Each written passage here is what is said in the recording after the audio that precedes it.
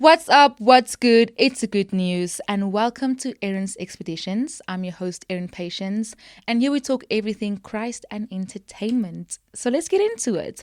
I am here with one of my good friends. Hey, Wilma. Hi.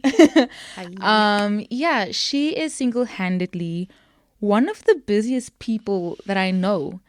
And before this, like, we had a chat about your business, we had a chat about your studies, we had a chat about, like, your hobbies, your music endeavors. You guys, she actually makes such cool flowers, but we'll get into that. Spoiler. So yeah, Wilma, tell us more about yourself, like your background, what you do, what you don't do, and yeah. Okay. Yeah, I'm just a girl. No, I'm joking. Um I am I would say I think I'm one of a lot of now I'm nervous. Don't be nervous, sweetie. Like, honestly, like, when I tell you this podcast is the chillest thing ever. Like, I'm here for you, you're here for me, we're here for the Lord. Yeah. Amen. Amen to that. But yeah, I think as much as I don't like to say it, I do think there's a lot about me that people don't know. Okay.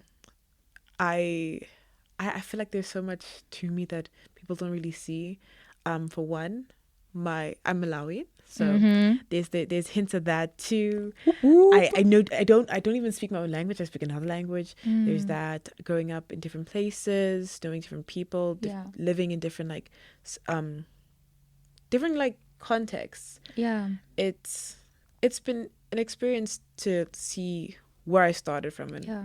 where I'm now, and Yeah. like how it plays into like how I interact with people. Yeah. What I do, what I don't do. I do everything. I do Honestly, a lot but of like, things. you do everything. They don't even make sense sometimes. It's like my brother has this phrase, I do a lot of things, but they don't make sense. Yeah. That's me too. Yeah. I think you got it from me. But Because yeah. I know, like, you are currently studying architecture. Yeah. And then you're running your own business. Yeah. That one's Side new. tangent. That was very new. But yeah, so, and you also do like music, because we are also at church, we also at the same church. And when I say she can sing, she's over here, like, when we're worshiping, girly, you just hear her like adding the ad libs and being like way basic than that. But yeah, and then like you also play the guitar and you play piano. Yeah. Probably like the triangle as well. I don't know. Triangle. The other there. I don't like. I think words. I don't even know. Like, funny enough, music was not always like a whole thing for me. So yeah, guitar, piano. Want to teach myself the bass. Want to learn these new instruments. But yeah, I feel like they're just ways in which I can like express my emotions, because sometimes verbalizing does not make sense. I feel like I'll have moments where I'm like, I can't even speak sometimes, but expressing it musically, through designing, through drawing, through art, through whatnot, not moving, not dancing. I can't. That's your wonderful expertise. I will two-step it here and there. You're like, let's go. Let's go. Let's Left, go. right, center, let's go. Let's go. But it's become like such a way in which I express myself, not just to like, not to like put myself out there, but just to understand what I'm going through, what I'm feeling, just to bring everything back to reality sometimes. Yeah. But yeah. Well, like, now, since we know a little bit about yourself, it's time for the icebreaker. I was like, what can I possibly ask Wilma that would make sense to her, but would definitely be like, what are we doing? I'm scared. So my icebreaker for you is, let's say, for example, you have a 30-second intro to your life. I come to you and I'm like, hey, who are you? And you're like, oh, here is my trailer, if I can put it like that, right? What song would you use for your 30-second trailer if someone were to meet you? I think I'm gonna use the immediate sound that went through my head. Yeah. I can't. I can't. I don't know like the name of it, Yeah. but it was used in the Wonder Woman movie. Okay. Ah, and honestly, because like for one, it sounds like it's a little bit chaotic, Yeah. but at the same time, like I can be chaotic. Yeah. I just it's just also just how busy it is and how different Yeah. and how where I'm Yeah. all over the place with like the things I do. So I think that's like the best sound. Yeah. Because it's also like a battle cry in a sense. So it's like That's good. I'm everywhere but Yeah. going there. That's good. With everything. So That's good. yeah. Well, now since you have your battle cry ready, I was really thinking about and I told you this earlier, but what it means to find your voice and to express yourself, but especially in the whole realm of faith and authenticity when it comes to, us living in a very performative world. Like if you think about, we have so many platforms where there is TikTok, Instagram, Facebook, Red Note, I think I've been hearing that's a thing. First for me. Really? Yeah. Like we have all of these platforms, where we tend to share about the things we do. But when I thought about you, I was like, you're an artist in so many ways. Because as I told you, like also design is an artistry. That when you are designing a building, whether you are just drawing, because you also draw as well, right? Yeah. So for you as an artist, how have you find it? Like how have you find it? Eh, but nah. How do you find it to be an artist in your own right, but in a world that's so based off of you need to show me in order for me to validate that you are?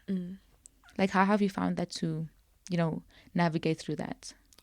I think okay, so growing up, like I think not growing up like when I was young, but like growing up high school, like from when I came back into South Africa because I left the country for a bit, from 2016 to about like end of matric, I was very much into like the I do this, I know how to do this, I know how to speak French. Let me show you some French, Bonjour. Bonjour, ça va, moi je parle français, tout ça, all that. Wow. I was flaunting it, and I think it got to a point where you flaunt so much and people get tired of it. Sure. And then you get like, are they tired of it, or am I just being too much, or am I not talented enough? You get so into your head about it. Yeah. I think from that point onwards, I moved from a space where I'm going to flaunt everything to being like, if you want to know, I'll tell you. Ask me about it, I'll tell you. I do these things, yes. I would love to show you. Not that I'm going to broadcast it everywhere, but when I get the chance, I'll do that. Definitely, I'll sneak it in like sometimes. on a podcast that will be not like not like on a certain podcast that I don't know how many, like a lot of people that will be playing on the radio and also on radio pulpits, and I'm kidding. Yeah, but like here and there, I'd post like a piano clip. I would post artwork. I'd post a design or a project that I'm doing, and it intrigues people. They'll ask more questions, but I've changed from a mindset of having to show off what I do to show it off still, but don't put all your energy into showing it off. Sure. It can get so degrading sometimes personally, like when you look back at it, like there's not the response you want to get. That's good. There's no interaction, like no one really cares. You start to get in your feels, no one really cares, no one likes it, you're not talented enough. And honestly, you are. There's a skill set that you've been growing and like stewarding and learning about yourself and how you play and how you do your artistry, how you express yourself, that you can't take away from it with people's words. So taking a step back from like, hey, let me show you what I got. Let's do it. Let's do it. To cool. You want to know? Here Yeah. you go. This is what I But do. like, how do you find it when like your authenticity as a person? Do you think that bleeds into like your faith, or do you think like your faith bleeds into your authenticity as an artist? I think nowadays my faith has been bleeding a lot more into my authenticity. Yeah. Before it used to be like, my faith is, this is who I am, and Mm. then this is who I am other places. Yeah. Now I'm doing this assignment, and I'm standing firm on my faith Sure. driving my assignment. Like literally, I think in some like considerations I had to do, I literally let conviction drive me away from certain like decisions. Sure, that's good. I've been using that as a way also to give myself grace sometimes, and I guess to like be like, hey, watch yourself, you're being a bit too prideful here.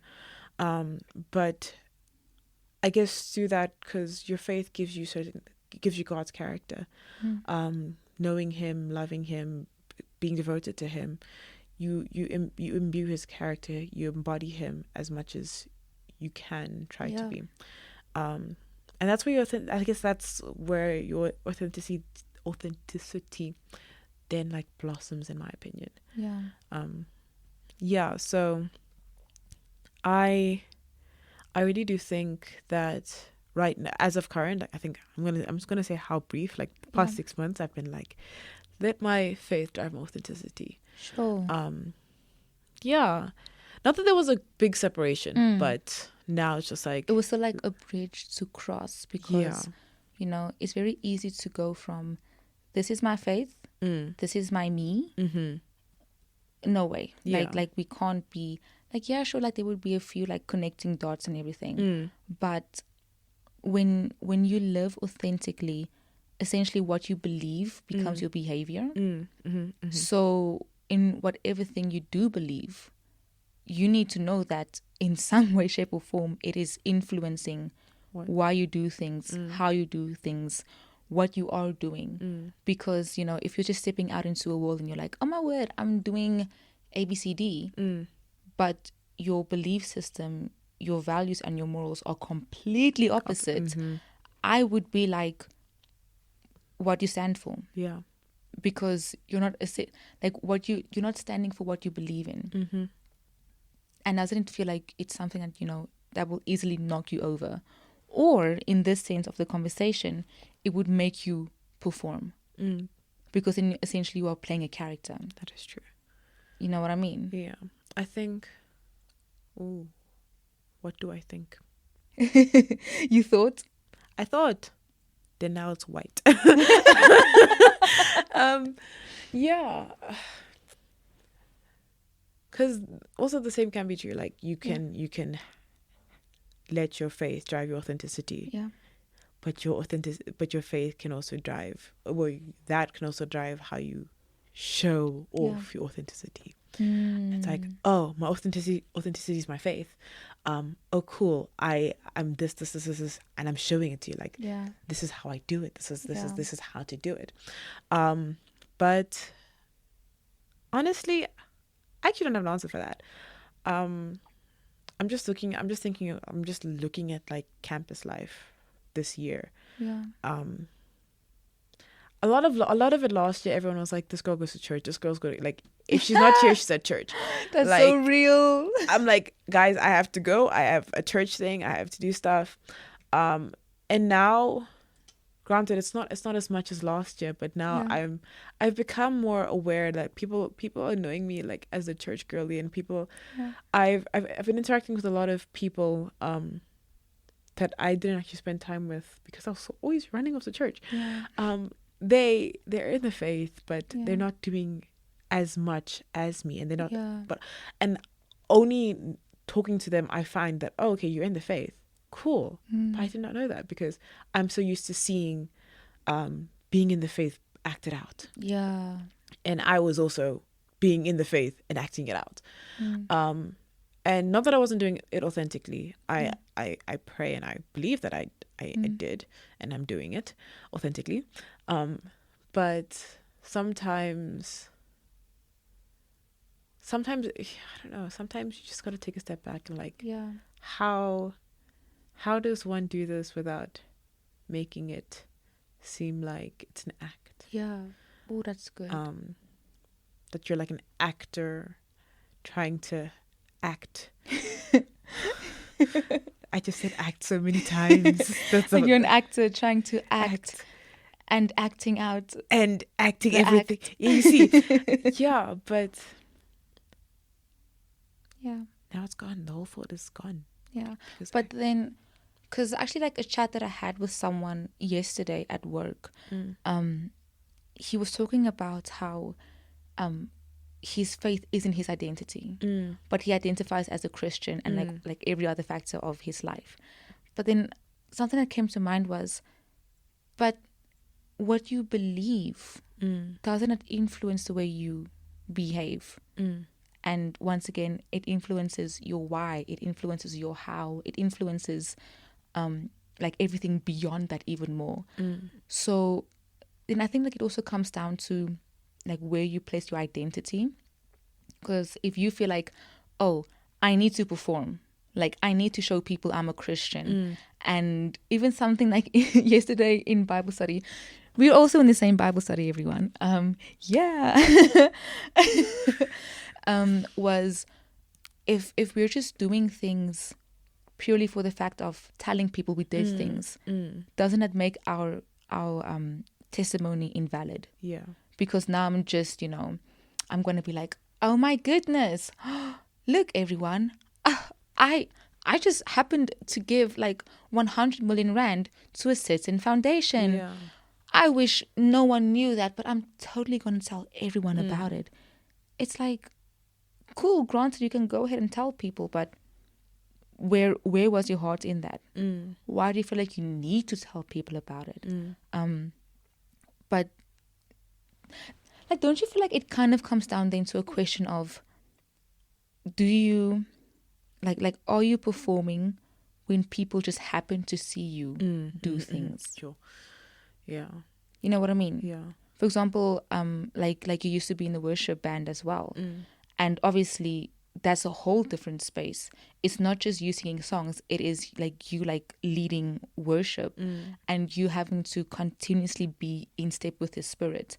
But would you say that there would be some times where you're like, let me just do it? It's rehearsal, it's just like 5 things. Like how do you fight against performing when you really know you have a heart of humility? I think, granted, there were many times where it just became routine. I'm just doing it because I love doing it, or I'm doing it because I need to get it done. Like, check it off the list, done rehearsals, cool, done songs, everything. But I think especially being in that space and being what's the word? What is the word? Like being facilitators. Yeah. Being facilitators of worship, but also the fact that you're worshiping yourself as well. I think we can like worshiping the Lord yourself. Worshiping. Yeah. I was like, Thanks for the clarification, because worshiping yourself. Yeah, worshiping the Lord yourself. Taking a step back, like facilitating worship is not your main goal here. Sure. Yes, it is. Yes, it is another big consideration you have to take into account, but you're also worshiping the Lord. Yeah. And that knocks you off your pedestal real quick. Bam, gone. It's not there. Boom. Gone. Go sit down. Go sit down. Yeah, it allows for you to be in the moment. And I think there are moments in time, like sometimes you get it so in your head, especially like being on a specific instrument, where it's like I have to continue playing, I have to stay playing. Like I'm really feeling this moment, but I'm like, sometimes I literally tell my band like I'm gonna back off, because I'm feeling like there is a sense of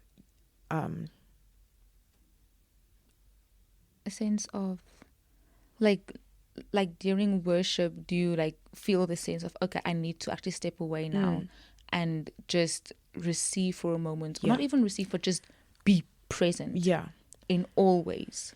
It's like being present as outside of the being present in the worship, Okay. having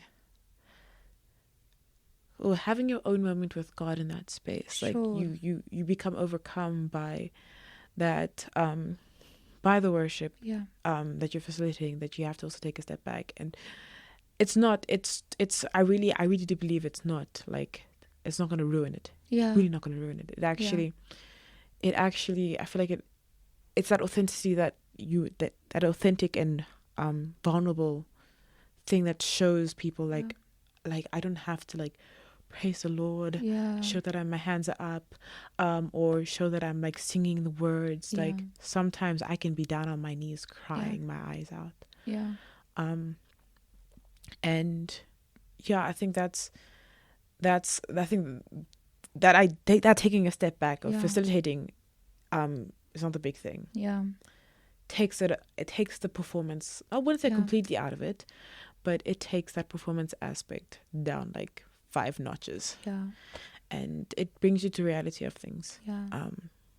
But like how do you view then like, you know, sometimes when you watch like Christian content creators, like a question I get a lot, not like people ask me, but like that I get while watching them is because I know that even like on my own YouTube channel and stuff like that, I'm like, Lord, use me in the way you want me to like to be used, but also to speak about you and just to invite you into whatever I'm filming on that day. But you know, what about those people who like they make Christian, like this entire podcast, but people who make videos about how to pray, how to disciple, stuff like that.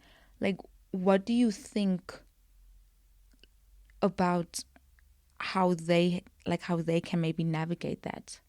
You know, because you just spoke about like the worship side, but do you think it's like more difficult for people who have like a following because of that? I kind of think on that real quick. Just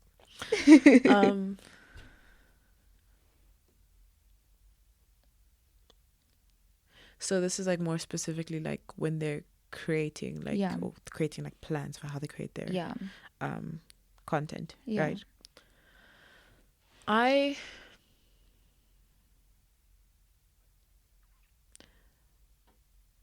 As much as people say this a lot, I feel like people say like be vulnerable, like show vulnerability.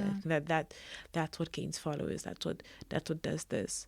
Not always. Obviously, you got your following because you showed it a specific way. Yeah. But those once in a moment things where it's like, I've had a rough week, but I have to get this content done, but it's been difficult. Sometimes sharing that, obviously getting discernment on whether it's the right thing to share at the right time. Yeah. Sometimes sharing that shows people like you're not just this face on the internet that's showing how to be a Christian girly or a Christian guy or how to pray, how to do this. It shows that you're also a human. You're also the person who's behind the screen watching, who's trying to do the same thing. Who's literally watching the video to try to do the same thing that other people are doing. It shows that like we all fall short sometimes. We aren't always more passion, more energy. We're not like that.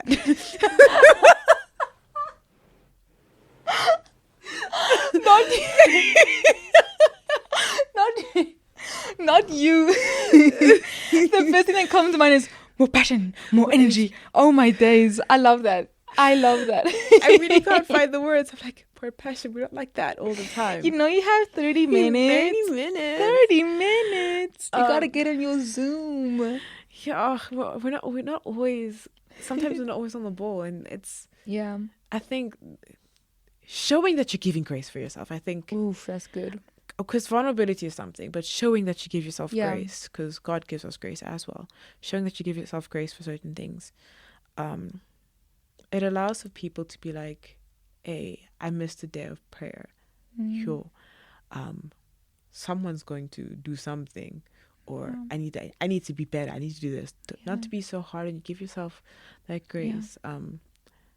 I think it also takes, there is a lot that goes into curating content, especially for the kingdom of God. There are a lot of eyes and there are a lot of hearts that need to be changed by it, and sometimes that's a heavy weight on your shoulders.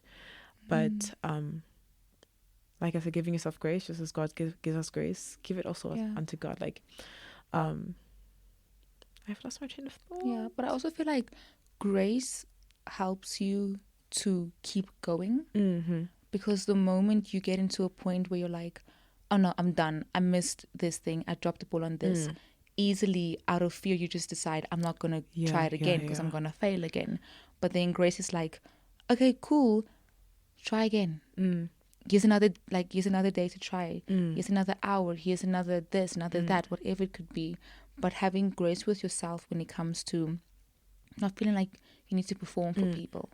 And I feel like a cool thing is when it comes to the Lord is he's not looking for actors. He's not looking for people who are going to be like, and action, say your line, do that, do this. Because we're human. We are imperfect people seeking a perfect God who has perfect love, who is perfect love.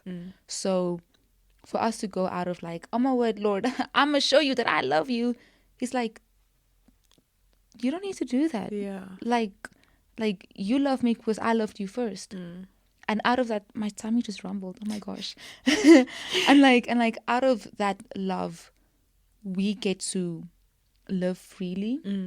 Because something that like hit me very hard the other day was his blood was shed for mine not to be. And yeah, sure, like, you know, like following Christ comes with a cost, as everything in life.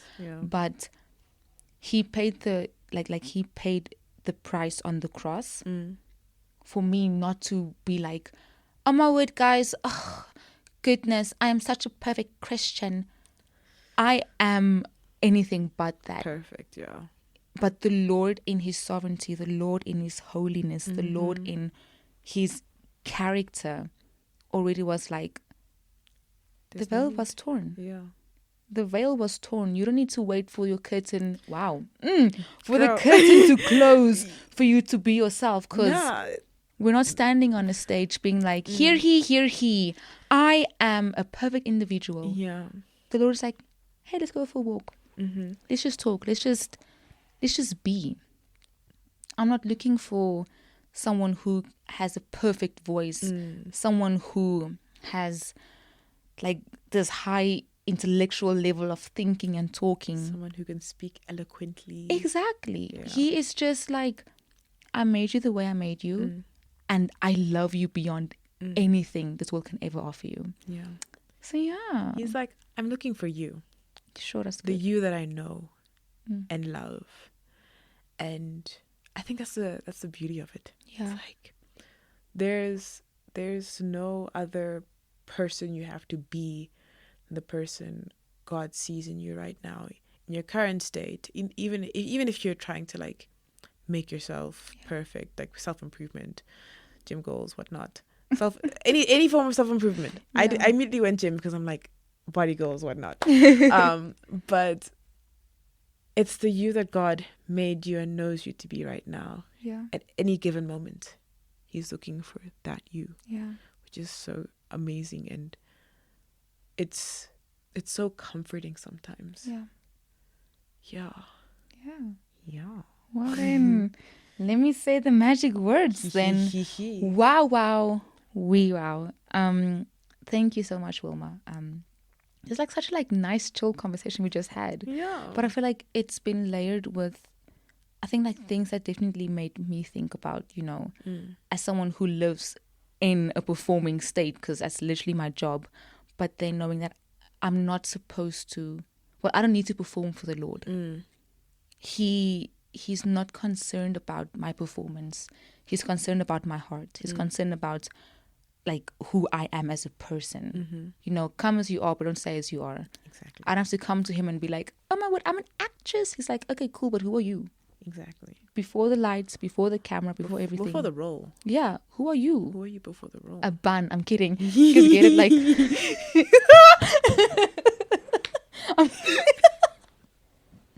I had to slip in that dad joke. Oh my days. I don't know how it took me so long to get. I'm just like, a bun? A bun! Oh my goodness. Well, there's a dad joke for the day, everyone. Thank you so much, Wilma. Yeah, it really was a conversation that I hope anoints a lot of people, and that the Lord like used this to speak to people and to, just, hey, let me think about myself. Let me think about, my actions. Yeah. Where's my mind? What do I believe? And how does that influence the way I like behave and live out, my beliefs and everything. But yeah, as I've said, guys, wow, we wow. If you are new to my podcast, then that essentially means it is the end of this podcast. But yeah, please don't forget to like, subscribe, comment, DM, send a dove, send a giraffe, send anything that can possibly relay a message. And I'll catch you guys in the next one. Bye, guys.